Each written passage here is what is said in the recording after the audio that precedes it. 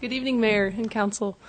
For those of you who I haven't met formally yet, my name is Rebecca Couch, and I'm the new Planner 1 within the Community Development Department.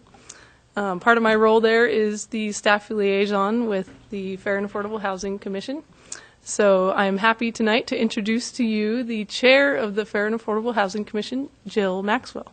And we will hear from her about the previous year projects and accomplishments that the commission has made and some current and upcoming projects that they'll be working on. So I'll hand it over to Jill. Thanks, Rebecca. Good evening, Mayor and City Council. So this is our annual report. And do I just push the button? Yes. Let's see. This one to go forward. You went forward. Oh, I did? Oh, boy. We're already done. This is our list of commission members, and what's remarkable about this list, I think, is that with the exception of myself, most people have been on here less than 18 months. Judd may have been on there 2 years, but Nancy, the mayor's done a remarkable job of keeping our commission full and recruiting really excellent members for us, so I wanted to thank you for that. I think we have a good commission. I'll talk a little bit later about some of the things that we're going to be addressing.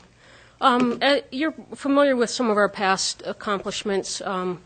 2003, we completed the first analysis of impediments to fair housing and action plan, and that helped us secure a HUD grant to improve Friendship Square, and we're in the process of updating that now.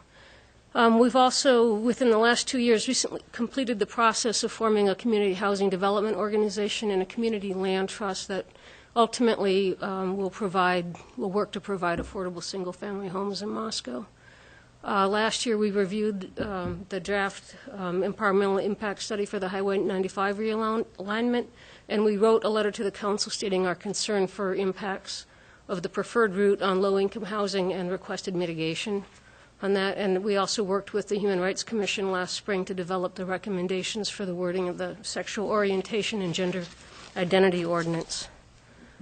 Some of our ongoing annual projects, we always sponsor a fair housing workshop. I think usually that's in April, and it features speakers representing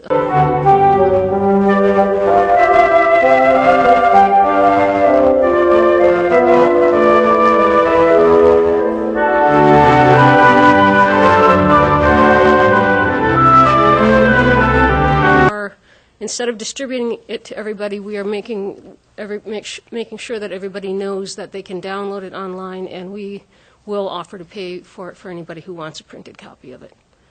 And then also in April, we promote the National Fair Housing Month activities to increase awareness of fair housing issues. So some of our current projects, as I mentioned, we're updating the 2003 analysis of impediments to fair housing and action plan. And this is a review of the barriers, looking at the barriers that affect the rights and accessibility to fair housing in town. So it covers public and private policies, practices, and procedures for affecting housing choice. It examines impediments to fair housing choices and defines those as any actions, omissions, or decisions that restrict or have the effect of restricting the availability of housing choices based on race, color, religion, sex, disability, family status, or national origin. So this serves as the basis for our fair housing planning and provides information to policymakers, city staff, and others about and helps build in public support for fair housing efforts. So the process of that is that we're working with the geography faculty up on campus, and we have finalized the survey, and that is going to be distributed via mail with an online survey also available, and that online survey is going to be targeted at UI students. So they've created a mailing list using statistical sampling, random sampling design strategies, and it is targeted towards lower income, minority, and renter populations. And that will be sent out soon after the first of the year. We've got all of the language finalized on that. Some of the things that we're going to work on this year is The new members of the commission are really focused, a lot of them are renters, and so we're going to be focusing on the development of additional resources for renters in Moscow. We want to look into issues surrounding renters' rights, security deposits, appeal processes, and maybe work towards like putting together on our website or on a city website, just on a list and a clearinghouse for resources for renters.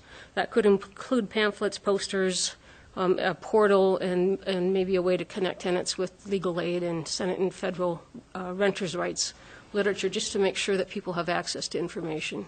So we're going to work with the University of Idaho on that, and actually one of their representatives, the ASUI representatives, is coming to our Thursday meeting, so we can just start kind of having a discussion about that. And that's it. Do you have any questions? Well, excellent presentation, and that's a lot of work that you're doing. You It's have to thank Becky for that. so important. The question I have pertains to communication between the Fair and Affordable Housing Commission and some members of the Poverty on the Palouse group, because we've been trying to, have this single port of entry and a way of, maybe an interactive site, a way for people with needs to be matched with people who have the resources to meet them, and enhance collaboration among the service providers or the people, maybe in your case, the case of the Fair and Affordable Housing Commission, it would be would-be renters, property owners, managers, et cetera. And I wonder if we can learn something from putting these two groups together, maybe the Human Needs Council or the, community action organizations here. I can talk, that's Krista, isn't it? Mr. Kramer? Well, you could contact me, or you could go through Jen Piffner, who is the assistant to the city supervisor, and she's retaining the documentation for all the meetings that we've had. Okay, excellent. So, yeah, very good. Council members, any questions? Yes, Sue? Oh, I was just going to say, when you were talking about informing students about renters' rights and all of those appeal processes and things, I thought one of the proactive things that can be done would be a little training brochure of, if you're a student renting an apartment, what you need to do in terms of maintenance during the year so you get your deposit back. Exactly, That yeah. you don't try to clean up 6 months' worth of bathtub in one day, because it's not going to happen. Yeah, so that's And the you can't, goal is, you know- to make it as easy as possible for students to get. Because some of them never had to clean. At least not well enough to get a deposit back. Right. Okay. Tom?